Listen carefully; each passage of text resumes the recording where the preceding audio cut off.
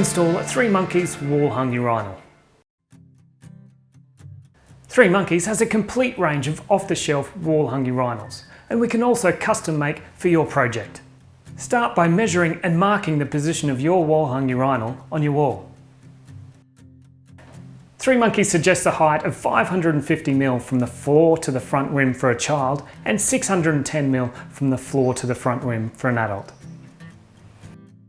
Determine the fixing points along the top of your wall hung urinal, determined by the noggins in your wall. Measure and mark across the top 20mm splashback of urinal and pre-drill holes.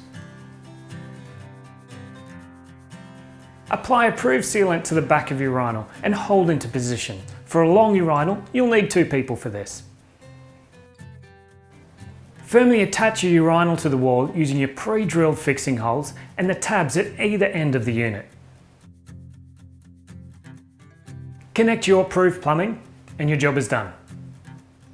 We trust this installation video has answered all your questions. If you do have any more questions, contact our Wise Advice Centre or our customer care team. 3monkeez gives you the tools to make your job easier.